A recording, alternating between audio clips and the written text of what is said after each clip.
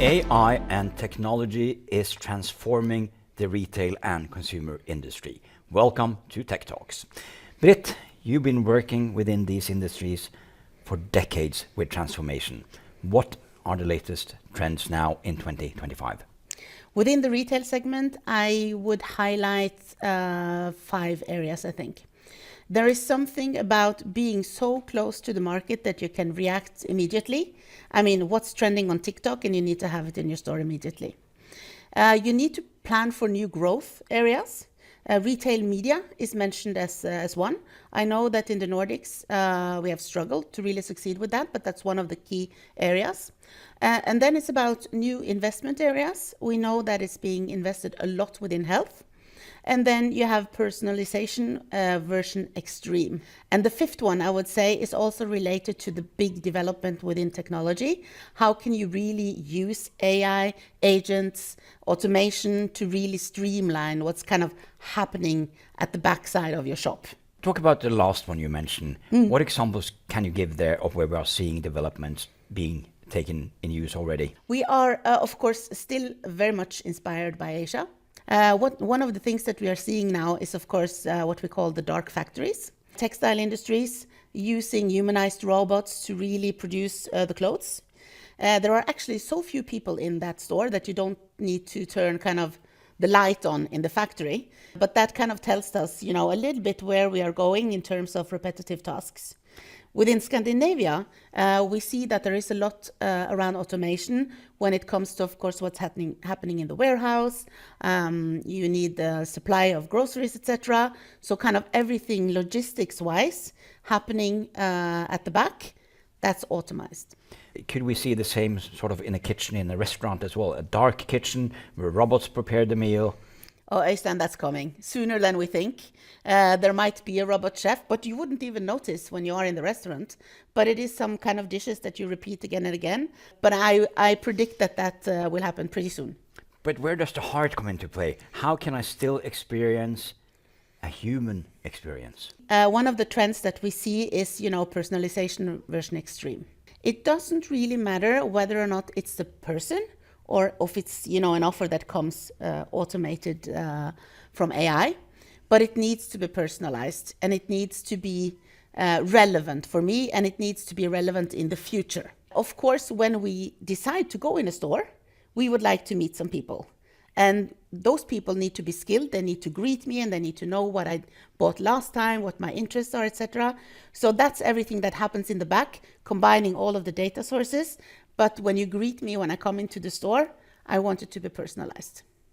But that is an easy fix with AI. We know that you're coming to the store, so the clerk can just scan and see what your interests are, what you bought last time. Do we see that in use already? Because I've heard about this for many, many years. I know. But, surprisingly less used than what we think. And I think that points to a very important investment area, which is actually investing in your people. Because if they don't know how to use those tools, if they don't have the tools to know exactly what you bought, etc., well, then it doesn't matter how much data you have. So it needs to be applied. And to do that, you need to have the skills to do it. So I know that now different retailers are investing a lot in their workforce. But that workforce doesn't really look the way that it did in the old days, to put it that way.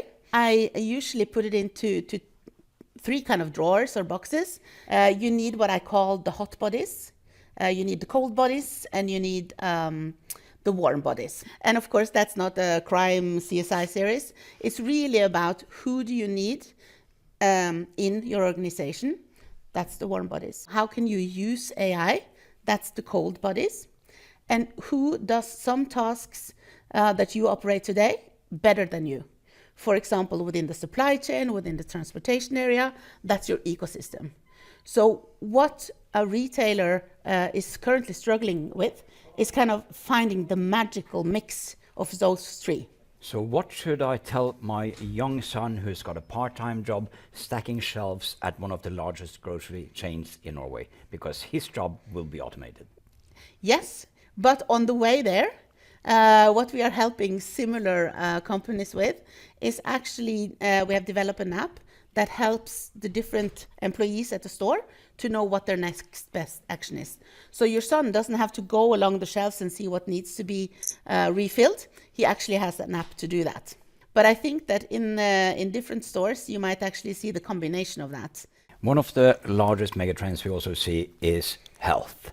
How does that fit with the retail and consumer industry now? Health is actually one of the biggest areas where we see investments within retail now, and we have so for several years actually.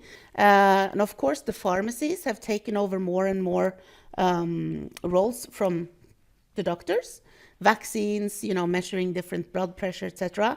I think that will increase. How mature is the retail and consumer industry in the Nordics compared to other parts of the world?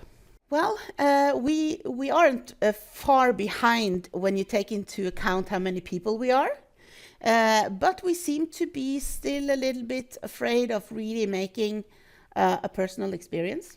And it's not because we don't have the data, but we see that the Nordic retailers are investing a lot in automation, core ERP systems, to make sure that they can actually benefit from what's happening within AI and agents. And someone told me that AI was so 2024. I don't think it is, but it's really AI being embedded into all of the systems that you have in a store. When that's embedded, how do you actually make the different applications that you need to actually talk together? And that's when the different agents come into play that actually help you sort out everything. So agents is kind of the word for 2025 for sure. Okay, let's look into the future. What will happen when the day comes that AI makes the choices for us? They know what I should eat for dinner later today. They know what I should wear. They know where I should go on vacation. They know what car I should buy. I probably shouldn't have a car. But how far away are we from this? Everyone has been talking a lot about the Gen Z. Now it's all about the Gen Alpha. They are AI born. They are born into a world where we have AI. It's like they don't see it as, a big thing. It's just there. This is the generation that has been really coached a lot by us parents.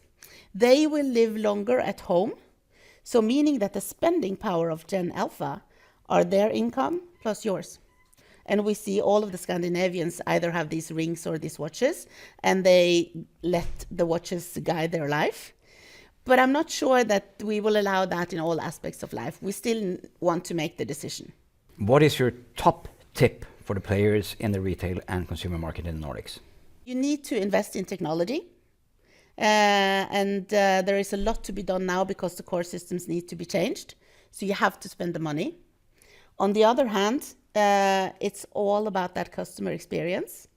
That doesn't really require any technology at all. You just have to know your customer and treat your customer well. Thank you so much for joining me on Tech Talks.